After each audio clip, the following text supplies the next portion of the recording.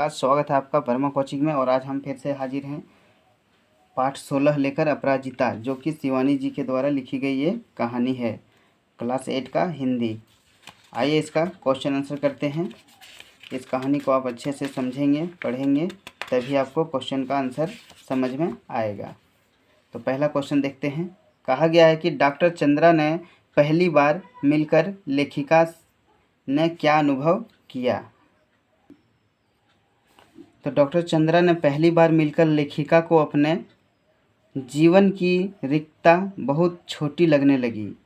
लेखिका को महसूस हुआ कि डॉक्टर चंद्रा को विधाता ने कठोरतम दंड दिया है, किंतु उसे वह नतमस्तक आनंदी मुद्रा में झेल रही है, विधाता को कोसकर नहीं। दूसरा क्वेश्चन है कि लेखिका को डॉक्टर चंद्रा देवांगना सी क्यों लगी।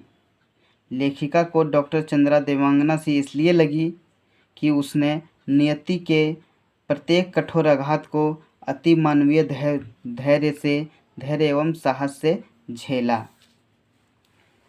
तीसरा क्वेश्चन देखते हैं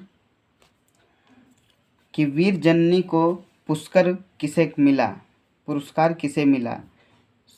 वीर जननी को पुरस्कार किसे मिला, उसे यह पुरस्कार क्यों दिया गया। तो वीर जननी का पुरस्कार डॉक्टर चंद्रा की मां शारदा सुब्रमण्यम को मिला। उन्हें यह पुरस्कार इसलिए मिला कि वह एक ऐसी दृढ़ निश्चयी, संघर्षशील, साहसी तथा ममतामयी मां थी जो अपनी दिव्यांग पुत्री के संघर्ष में हर कदम पर साथ रहती है। अगला क्वेश्चन देखते हैं, क्वेश्चन नंबर 4, कि अपराजिता अपने नाम को किस प्रकार सार्थक करती है।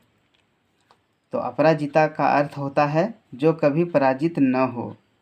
डॉक्टर चंद्रा को लेखिका ने अपराजिता संबोधित किया है।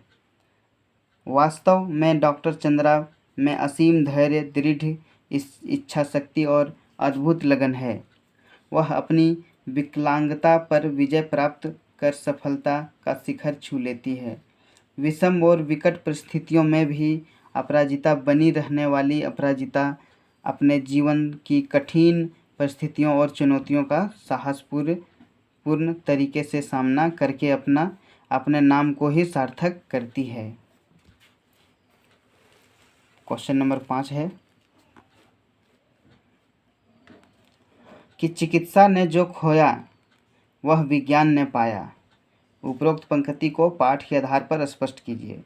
तो डॉक्टर चंद्रा की इच्छा डॉक्टर बनने की थी, इसीलिए वह मेडिकल प्रवेश परीक्षा में शामिल होती है और परीक्षा में सर्वोच्च स्थान प्राप्त करती है, किंतु उसे यह कहकर प्रवेश नहीं लेने दिया जाता है कि उसके शरीर का निचला धड़ निर्जीव है और वह एक सफल चिकित्सक नहीं बन पाएगी।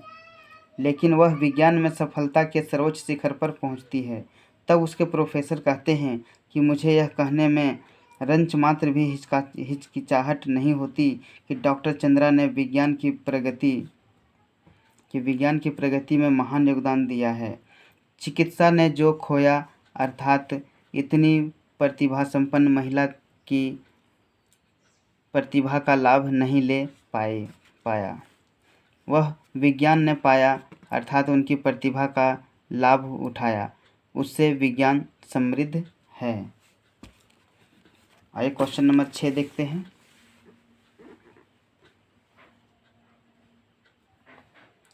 कि लेखिका ने लखनऊ के मेधावी युवक को डॉक्टर चंद्रा से किस प्रकार की प्रेरणा लेने की बात कही।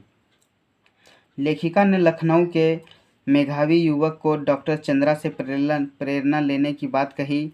उस मेधावी युवक का ट्रेन से दायां हाथ कट गया था और वह इतना दुखी हुआ कि अपने मानसिक संतुलन भी खो बैठा। पहले दुख भुलाने के लिए नशे की गोलियां खाने लगा, फिर मानसिक संतुलन खोकर मानसिक रोगियों के अस्पताल में है। उसने तो मात्र एक हाथ खोकर ही हथियार डाल दिए, और इधर डॉक्टर चंद्रा, जिसका निचला धड़ निष्प्राण मांसपिंड मात्र सदा उत्फुल्ल है, चेहरे पर विषाद की एक भी रेखा नहीं। बुद्धि दीप्त आँखों से अदम्य उत्साह, प्रतिपल प्रतिक्षण भरपूर उत्कट